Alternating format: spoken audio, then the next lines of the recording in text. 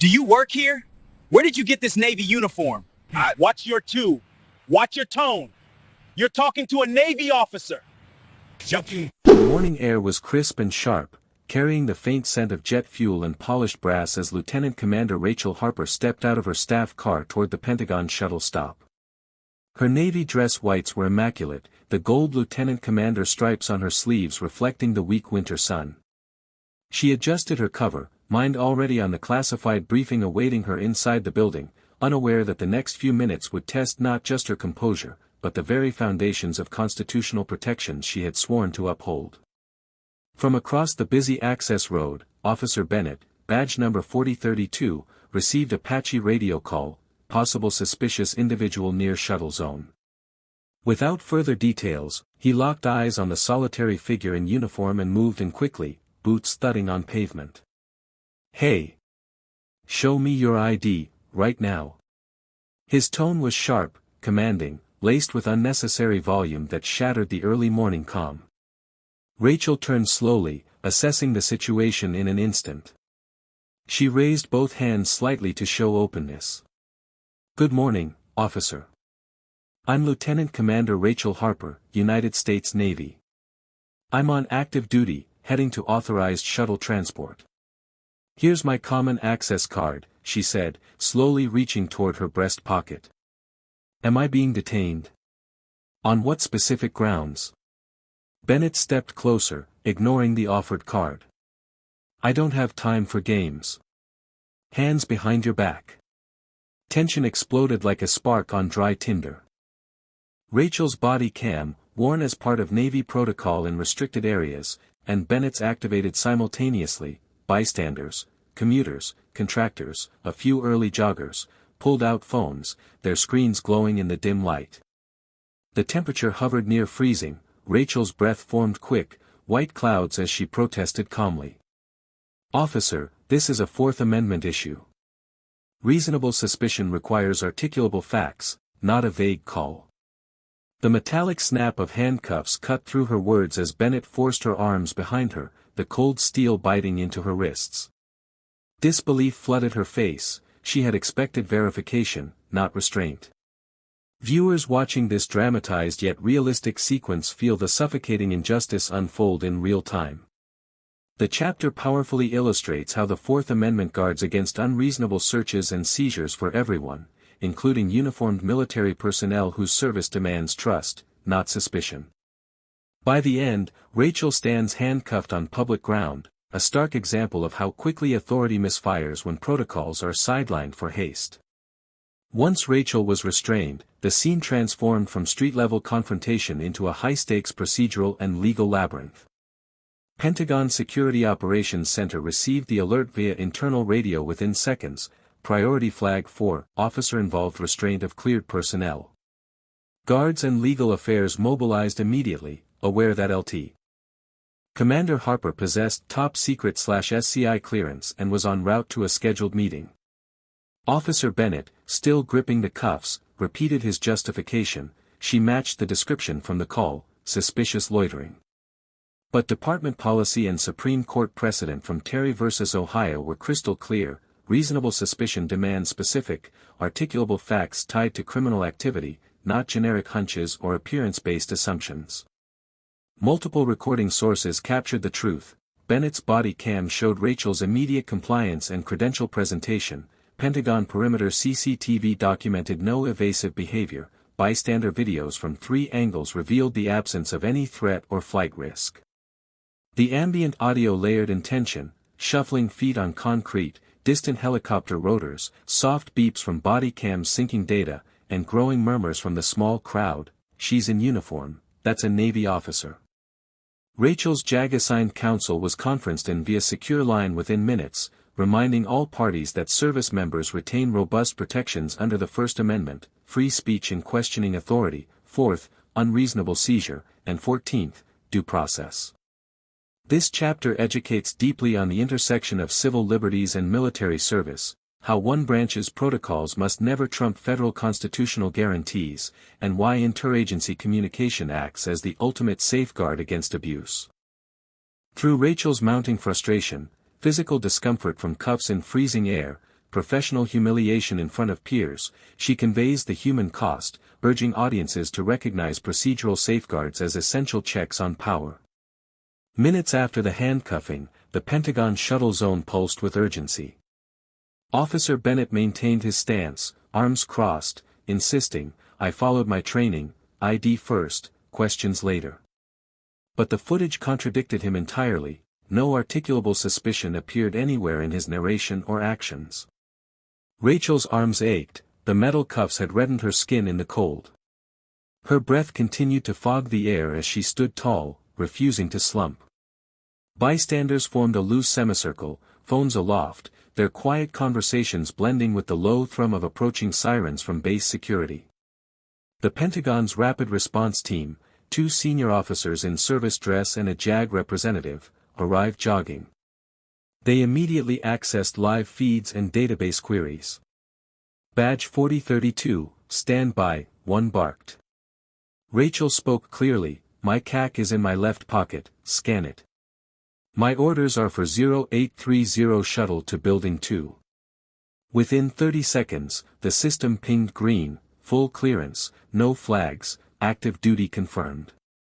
The contrast was glaring, Rachel's precise knowledge of procedure versus Bennett's reliance on instinct.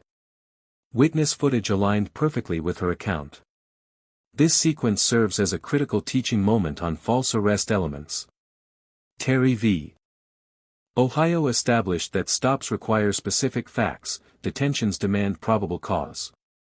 Here, neither threshold was met. Pentagon counsel explained on-site, investigating tips is duty, but overriding rights isn't. The clash between officer discretion and individual protections became painfully evident. As the team pressed, Bennett reluctantly removed the cuffs after a tense exchange. "I still think she was suspicious," he muttered. "Constitutional law requires more than suspicion, it requires evidence," a senior officer replied firmly. Every angle preserved the moment, body cam close-ups of his posture, CCTV wide shots of the bay, bystander clips showing crowd unease turning to relief. The collected audio would later prove pivotal in litigation. Emotionally, the chapter blends sharp relief with simmering frustration and eventual vindication. Rachel's unwavering professionalism models how to assert rights respectfully under pressure. The swift Pentagon intervention highlights why layered oversight, from on-scene peers to federal review, is indispensable. Viewers learn that even well-intentioned officers can overstep, but accountability mechanisms exist to correct course. Rachel departs free, but forever changed. The incident reinforces that vigilance, real-time documentation, and deep constitutional awareness are the true defenses of liberty. Evidence captured, body cam footage, Pentagon CCTV, bystander phone recordings, timestamps 8 hours 16 minutes and 22 seconds to 8 hours 18 minutes and 45 seconds, badge number 4032 verification, official clearance check. Emotional beat, relief tempered by lingering mistrust, audience recognizes both the injustice and the power of procedural correction. Transition to next chapter, Rachel's release sets the stage for legal recourse, evidence analysis, and eventual civil vindication, emphasizing how constitutional safeguards operate post-incident. After her release, Lieutenant Commander Rachel Harper stepped aside to the shuttle bench, taking deep breaths to steady her racing pulse. Her uniform remained sharp, but the red marks on her wrists throbbed, a physical reminder of the morning's violation. Waves of fear from the unexpected restraint, confusion at the disregard for her rank and clearance, and burning professional indignation washed over her. Yet beneath it all burned determination, this could not end here. Within the hour, back in a secure office, her legal team assembled. They methodically compiled every frame, Bennett's body cam revealing the complete lack of justification, Pentagon CCTV multi-angle views confirming her authorized presence, bystander recordings timestamped from 8 hours 12 minutes and 47 seconds to 8 hours 18 minutes and 45 seconds documenting her repeated offers to verify identity. Each clip became irrefutable proof. Documentation, Rachel realized, was not just helpful, it was a lifeline for defending civil rights in an era of ubiquitous cameras. The investigation accelerated, Pentagon legal coordinated seamlessly with external civil rights attorneys to frame the incident under 42 U.S.C. Section 1983, the federal statute allowing suits against state actors for constitutional violations.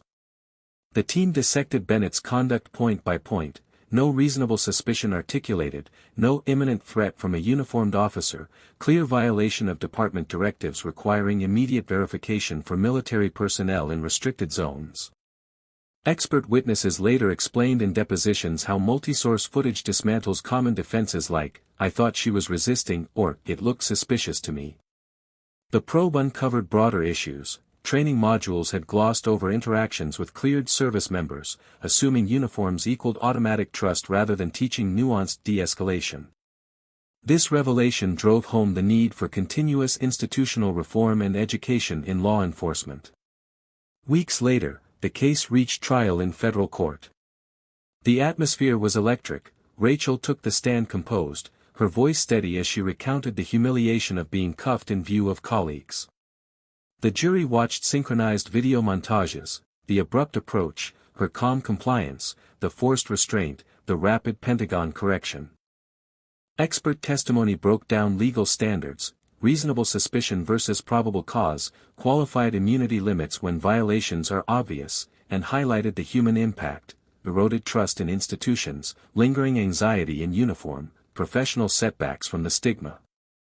Her lawyers argued passionately, this was not merely one wrongful arrest, but a teachable failure of oversight that demanded redress. After deliberation, the verdict arrived: $8.2 million in compensatory and punitive damages, a powerful affirmation of her rights and a stark warning to agencies that constitutional breaches carry severe financial and reputational costs. Beyond the courtroom triumph, Rachel transformed personal trauma into public good. She accepted invitations for media interviews, spoke at national law enforcement training conferences, and collaborated directly with Pentagon policy teams to overhaul ID verification protocols for uniformed personnel, adding mandatory database checks within 60 seconds of any stop. Her story evolved into an educational blueprint: citizens and service members alike must know their rights, remain composed while asserting them, record interactions lawfully whenever possible, and pursue accountability through established legal avenues. Wrongful detention inflicts deep wounds, but armed with knowledge, meticulous evidence, unyielding persistence, and community support, individuals can convert isolated injustice into lasting systemic awareness and reform. Audiences leave the narrative not just informed, but inspired, equipped to navigate authority with confidence, understanding that while power can be misapplied, constitutional remedies and collective vigilance ultimately restore balance. The arc from Dawn's betrayal to courtroom empowerment closes with a resonant call: protect liberty by knowing, documenting, and demanding justice. Evidence captured: body cams, multiple angles, Pentagon CCTV, bystander recordings, expert testimonies, legal filings, timestamps 8:12 to 8:45, Officer Bennett's prior training records. Emotional beat: triumph and empowerment. Audience feels vindicated alongside Rachel and educated on civil rights and legal remedies. Transition: story closes with a call to awareness. Viewers are reminded to know their rights, document encounters, and support accountability initiatives. In this educational and true-to-life narrative, Lieutenant Commander Rachel Harper, a decorated Navy officer in full-dress uniform, endures a shocking wrongful arrest right outside the Pentagon. While heading to an official shuttle pickup, she is aggressively confronted by Officer Bennett, who demands identification based on nothing more than a vague, unsubstantiated report. Despite Rachel's immediate, professional presentation of credentials and calm insistence on legal grounds, the officer escalates to physical restraint and temporary handcuffing. The entire incident unfolds under multiple lenses: body-worn cameras, Pentagon perimeter CCTV, and numerous bystander smartphone recordings, laying bare the procedural violation while underscoring the life-saving role of evidence collection in modern encounters with law enforcement. The story powerfully emphasizes core civil rights principles, the enduring strength of constitutional protections, and the critical function of institutional oversight. Quick intervention by Pentagon officials recognizes the error, secures Rachel's release, and initiates documentation. Subsequent weeks of thorough investigation culminate in a landmark civil rights victory, an $8.2 million award for the clear violation of her Fourth Amendment rights. Viewers gain a comprehensive understanding of key legal concepts, including reasonable suspicion under Terry v. Ohio, false arrest standards, and remedies available via 42 U.S.C. Section 1983, while also connecting emotionally with the professional and personal toll of such detentions, humiliation, stress, and shaken faith in public institutions. From the audience's viewpoint, this is seamless education wrapped in gripping storytelling. Spectators learn practical steps, how to assert rights verbally and calmly, why documenting interactions matters, and how interagency checks prevent escalation. The narrative steers clear of sensationalized violence, graphic imagery, or anti-police rhetoric, remaining fully compliant with YouTube community guidelines for respectful, educational content on law enforcement, civil rights, and legal processes. It is perfectly suited for channels focused on civil rights education, constitutional law explainers, police accountability discussions, military-civilian relations, and documentary-style storytelling that informs without inflaming.